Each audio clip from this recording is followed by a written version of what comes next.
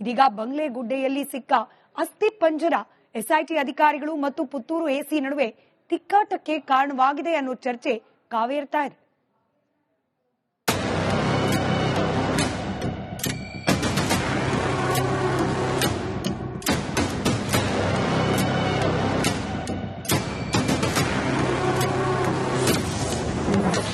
ಬಂಗ್ಲೆಗುಡ್ಡದಲ್ಲಿ ಸಿಕ್ಕ ತಲೆಬುರುಡೆ ಯಾರದ್ದು?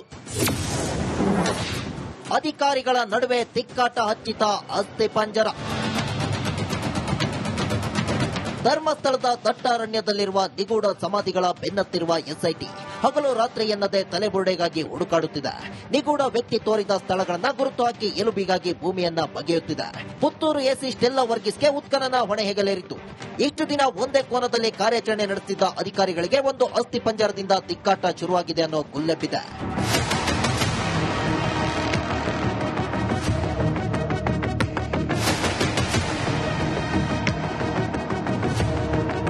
ಹೌದು, ಸೋಮವಾರ ದೂರುದಾರ ತೋರಿದ್ದ 11ನೇ ಗುಂಡಿಯಲ್ಲಿ ಉತ್ಖನನ ನಡೆಯಬೇಕಿತ್ತು. ಆದರೆ ಆ ಜಾಗಕ್ಕಿಂತ ಕೂಗಳತೆ ದೂರದಲ್ಲೇ ಅಸ್ಥಿ ಪಂಜರವೊಂದು ಪತ್ತೆಯಾಗಿತ್ತು. ಈ ವಿಚಾರ ಸ್ಟೆಲ್ಲಾ ವರ್ಗೀಸ್ ಮತ್ತು ಎಸ್ಐಟಿ ಅಧಿಕಾರಿಗಳ ನಡುವೆ ತಿಕ್ಕಾಟಕ್ಕೆ ಕಾರಣವಾಗಿದೆಯಂತೆ.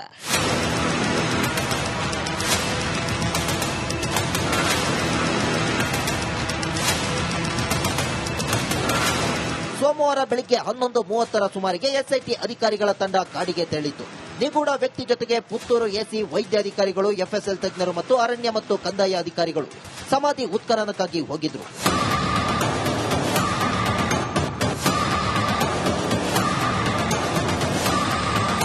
ಹನ್ನೊಂದನೇ ಗುಂಡಿಯ ತುಸು ದೂರದಲ್ಲಿ ವ್ಯಕ್ತಿಯೊಬ್ಬರ ಅಸ್ಥಿಪಂಜರ ಸಿಕ್ಕಿದೆ. ಆದರೆ ಇದು ಭೂಮಿ ಮೇಲೆ ಸಿಕ್ಕ ಕಳೆಬರವಾಗಿರೋದ್ರಿಂದ ತನಿಖೆ ತಂಡದಲ್ಲಿ ಕಾನೂನು ಸಮರ ಶುರುವಾಗಿದೆಯಂತೆ. ಈ ಅಸ್ಥಿಪಂಜರ ಮೊದಲು ಧರ್ಮಸ್ಥಳ ಠಾಣೆಯಲ್ಲಿ ಅಸಹಜ ಸಾವು ಪ್ರಕರಣ ಎಂದು ದಾಖಲಾಗಬೇಕು.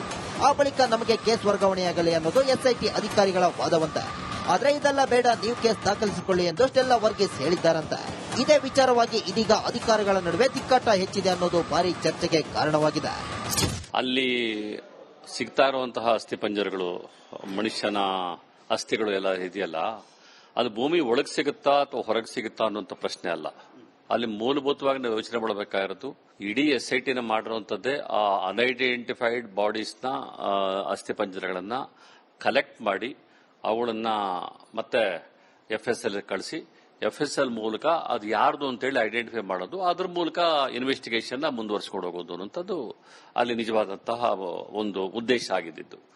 ಬಂಗ್ಲೆಗುಡ್ಡದಲ್ಲಿ ಸಿಕ್ಕ ಅಸ್ಥಿ ಪಂಜರ ಯಾರದ್ದು ಅನ್ನೋ ಪ್ರಶ್ನೆಗಿಂತ ಯಾವ ಠಾಣೆಯಲ್ಲಿ ಕೇಸ್ ದಾಖಲಾಗಬೇಕು ಅನ್ನೋ ಚರ್ಚೆ ಇದೀಗ ಹೆಚ್ಚು ಪ್ರಾಶಸ್ತ್ಯ ಪಡೆದುಕೊಂಡಿದೆ. ಈ ಕಾರಣದಿಂದ ಸೋಮವಾರದ ಬದಲು ಮಂಗಳವಾರಕ್ಕೆ 11ನೇ ಗುಂಡಿಯ ಉತ್ಖನನ ಶಿಫ್ಟ್ ಆಗಿತ್ತು.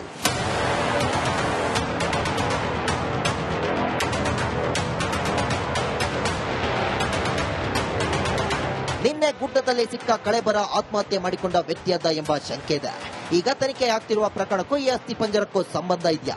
ಈ ಬಗ್ಗೆ ಎಸ್ಐಟಿಯಿಂದಲೂ ಸ್ಪಷ್ಟನೆ ಸಿಕ್ಕಿಲ್ಲ. 6ರಲ್ಲಿ ಕಳೆಬರಹ, ಎಸ್ಐಟಿಗೆ ಯುಡಿಆರ್ ಹಸ್ತಾಂತರ. ಇನ್ನು ನಿಗೂಢ ವ್ಯಕ್ತಿ ತೋರಿಸಿದ್ದ ಪಾಯಿಂಟ್ ನಂಬರ್ 6ರಲ್ಲಿ ಮಾನವನ ಕಳೆಬರ ಸಿಕ್ಕಿತ್ತು. ಈ ಬಗ್ಗೆ ನಿನ್ನೆ ಧರ್ಮಸ್ಥಳ ಪೊಲೀಸ್ ಠಾಣೆಯಲ್ಲಿ ದಾಖಲಾಗಿದ್ದ ಯುಡಿಆರ್ ಈಗ ಎಸ್ಐಟಿಗೆ ಹಸ್ತಾಂತರವಾಗಿದೆ. 2ನೇ ದೂರುದಾರನ ಕೇಸ್ ಎಸ್ಐಟಿಗೆ ವರ್ಗಾವಣೆ. ನಿಗೂಢ ವ್ಯಕ್ತಿ ಬೆನ್ನಲ್ಲೇ ನಿನ್ನೆ ಜಯಂತ್ ಎಂಬ ಮತ್ತೊಬ್ಬ ದೂರುದಾರ ಧರ್ಮಸ್ಥಳ ಠಾಣೆಗೆ ಬಂದು ದೂರು ನೀಡಿದ್ರು. 15 ವರ್ಷಗಳ ಹಿಂದೆ ಹೆಣ್ಣು ಮಗಳ ಅನುಮಾನಾಸ್ಪದ ಸಾವಾಗಿದೆ. ಅಪ್ರಾಪ್ತ ಬಾಲಕಿಯನ್ನ ಪೊಲೀಸ್ ಅಧಿಕಾರಿ ಹೂತಾಕಿದ್ದಾರೆ ಅಂತ ಆರೋಪಿಸಿದ್ರು. 2ನೇ ದೂರುದಾರ ನೀಡಿದ ಪ್ರಕರಣ ಕೂಡ ಎಸ್ಐಟಿ ತನಿಖೆಗೆ ನೀಡಲಾಗಿದೆ.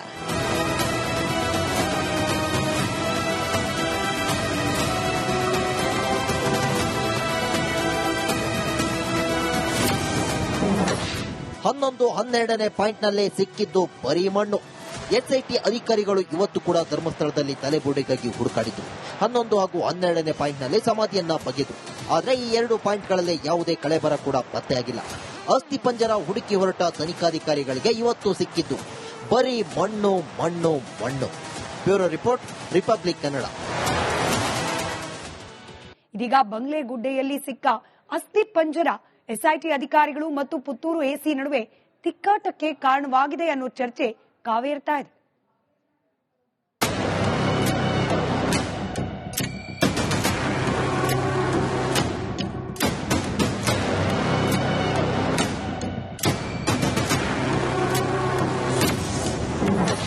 ಬಂಗ್ಲೆ ಗುಡ್ಡದಲ್ಲಿ ಸಿಕ್ಕ ತಲೆಬುರುಡೆ ಯಾರದ್ದು?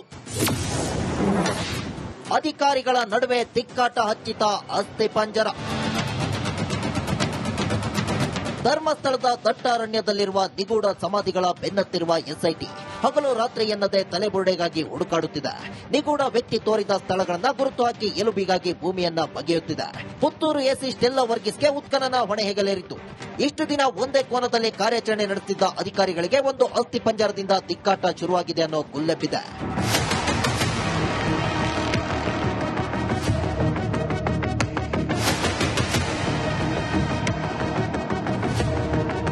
ಹೌದು, ಸೋಮವಾರ ದೂರುದಾರ ತೋರಿದ್ದ 11ನೇ ಗುಂಡಿಯಲ್ಲಿ ಉತ್ಖನನ ನಡೆಯಬೇಕಿತ್ತು.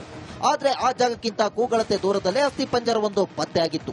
ಈ ವಿಚಾರ ಸ್ಟೆಲ್ಲಾ ವರ್ಗೀಸ್ ಮತ್ತು ಎಸ್ಐಟಿ ಅಧಿಕಾರಿಗಳ ನಡುವೆ ತಿಕ್ಕಾಟಕ್ಕೆ ಕಾರಣವಾಗಿದೆಯಂತೆ.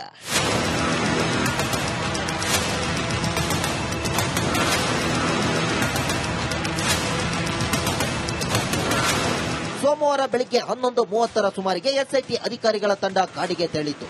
ನಿಗೂಢ ವ್ಯಕ್ತಿ ಜೊತೆಗೆ ಪುತ್ತೂರು ಎಸಿ, ವೈದ್ಯಾಧಿಕಾರಿಗಳು, ಎಫ್ಎಸ್ಎಲ್ ತಜ್ಞರು ಮತ್ತು ಅರಣ್ಯ ಮತ್ತು ಕಂದಾಯ ಅಧಿಕಾರಿಗಳು ಸಮಾಧಿ ಉತ್ಖನನಕ್ಕಾಗಿ ಹೋಗಿದ್ರು.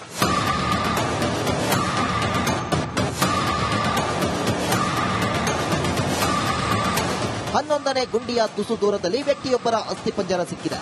ಆದರೆ ಇದು ಭೂಮಿ ಮೇಲೆ ಸಿಕ್ಕ ಕಳೆಬರವಾಗಿರೋದ್ರಿಂದ ತನಿಖೆ ತಂಡದಲ್ಲಿ ಕಾನೂನು ಸಮರ ಶುರುವಾಗಿದೆಯಂತೆ. ಈ ಅಸ್ಥಿಪಂಜರ ಮೊದಲು ಧರ್ಮಸ್ಥಳ ಠಾಣೆಯಲ್ಲಿ ಅಸಹಜ ಸಾವು ಪ್ರಕರಣ ಎಂದು ದಾಖಲಾಗಬೇಕು. ಆ ಬಳಿಕ ನಮಗೆ ಕೇಸ್ ವರ್ಗಾವಣೆಯಾಗಲಿ ಅನ್ನೋದು ಎಸ್ಐಟಿ ಅಧಿಕಾರಿಗಳ ವಾದವಂತೆ. ಆದರೆ ಇದೆಲ್ಲ ಬೇಡ, ನೀವು ಕೇಸ್ ದಾಖಲಿಸಿಕೊಳ್ಳಿ ಎಂದು ಸ್ಟೆಲ್ಲಾ ವರ್ಗೀಸ್ ಹೇಳಿದ್ದಾರಂತೆ. ಇದೇ ವಿಚಾರವಾಗಿ ಇದೀಗ ಅಧಿಕಾರಿಗಳ ನಡುವೆ ತಿಕ್ಕಾಟ ಹೆಚ್ಚಿದೆ ಅನ್ನೋದು ಭಾರಿ ಚರ್ಚೆಗೆ ಕಾರಣವಾಗಿದೆ. ಅಲ್ಲಿ ಸಿಗ್ತಾ ಇರುವಂತಹ ಅಸ್ಥಿಪಂಜರಗಳು, ಮನುಷ್ಯನ ಅಸ್ಥಿಗಳು ಎಲ್ಲ ಇದೆಯಲ್ಲ, ಅದು ಭೂಮಿ ಒಳಗೆ ಸಿಗುತ್ತಾ ಅಥವಾ ಹೊರಗೆ ಸಿಗುತ್ತಾ ಅನ್ನೋಂಥ ಪ್ರಶ್ನೆ ಅಲ್ಲ. ಅಲ್ಲಿ ಮೂಲಭೂತವಾಗಿ ನಾವು ಯೋಚನೆ ಮಾಡಬೇಕಾಗಿರೋದು, ಇಡೀ ಎಸ್ಐಟಿನ ಮಾಡಿರುವಂತದ್ದೇ ಆ ಅನ್ಐಡೆಂಟಿಫೈಡ್ ಬಾಡೀಸ್ನ ಅಸ್ಥಿಪಂಜರಗಳನ್ನ ಕಲೆಕ್ಟ್ ಮಾಡಿ ಅವುಗಳನ್ನ ಮತ್ತೆ ಎಫ್ಎಸ್ಎಲ್ ಕಳಿಸಿ, ಎಫ್ಎಸ್ಎಲ್ ಮೂಲಕ ಅದು ಯಾರ್ದು ಅಂತೇಳಿ ಐಡೆಂಟಿಫೈ ಮಾಡೋದು, ಅದರ ಮೂಲಕ ಇನ್ವೆಸ್ಟಿಗೇಷನ್ ಮುಂದುವರಿಸಿಕೊಂಡು ಹೋಗೋದು ಅನ್ನೋಂಥದ್ದು ಅಲ್ಲಿ ನಿಜವಾದಂತಹ ಒಂದು ಉದ್ದೇಶ ಆಗಿದ್ದು. ಬಂಗ್ಲೆ ಗುಡ್ಡದಲ್ಲಿ ಸಿಕ್ಕ ಅಸ್ಥಿಪಂಜರ ಯಾರದ್ದು ಅನ್ನೋ ಪ್ರಶ್ನೆಗಿಂತ ಯಾವ ಠಾಣೆಯಲ್ಲಿ ಕೇಸ್ ದಾಖಲಾಗಬೇಕು ಅನ್ನೋ ಚರ್ಚೆ ಇದೀಗ ಹೆಚ್ಚು ಪ್ರಾಶಸ್ತ್ಯ ಪಡೆದುಕೊಂಡಿದೆ. ಈ ಕಾರಣದಿಂದ ಸೋಮವಾರದ ಬದಲು ಮಂಗಳವಾರಕ್ಕೆ 11ನೇ ಗುಂಡಿಯ ಉತ್ಖನನ ಶಿಫ್ಟ್ ಆಗಿತ್ತು.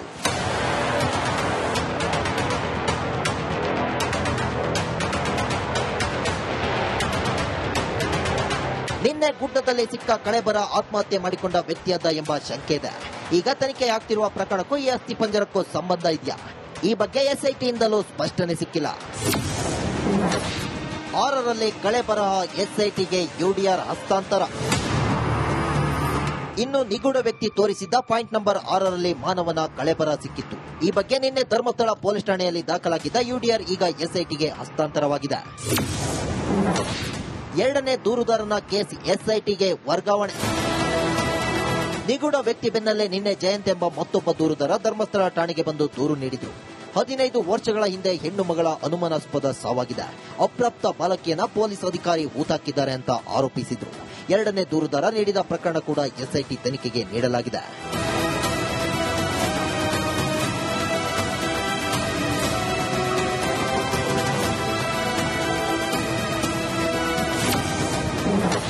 ಹನ್ನೊಂದು 12ನೇ ಪಾಯಿಂಟ್ನಲ್ಲೇ ಸಿಕ್ಕಿದ್ದು ಬರೀ ಮಣ್ಣು. ಎಸ್ಐಟಿ ಅಧಿಕಾರಿಗಳು ಇವತ್ತು ಕೂಡ ಧರ್ಮಸ್ಥಳದಲ್ಲಿ ತಲೆಬುರುಡೆಗಾಗಿ ಹುಡುಕಾಡಿದ್ರು. 11 ಹಾಗೂ 12ನೇ ಪಾಯಿಂಟ್ನಲ್ಲಿ ಸಮಾಧಿಯನ್ನ ಬಗೆದು. ಆದರೆ ಈ 2 ಪಾಯಿಂಟ್ಗಳಲ್ಲಿ ಯಾವುದೇ ಕಳೆಬರ ಕೂಡ ಪತ್ತೆಯಾಗಿಲ್ಲ. ಅಸ್ಥಿಪಂಜರ ಹುಡುಕಿ ಹೊರಟ ತನಿಖಾಧಿಕಾರಿಗಳಿಗೆ ಇವತ್ತು ಸಿಕ್ಕಿದ್ದು ಬರೀ ಮಣ್ಣು ಮಣ್ಣು ಮಣ್ಣು. Bureau report, republic Kannada.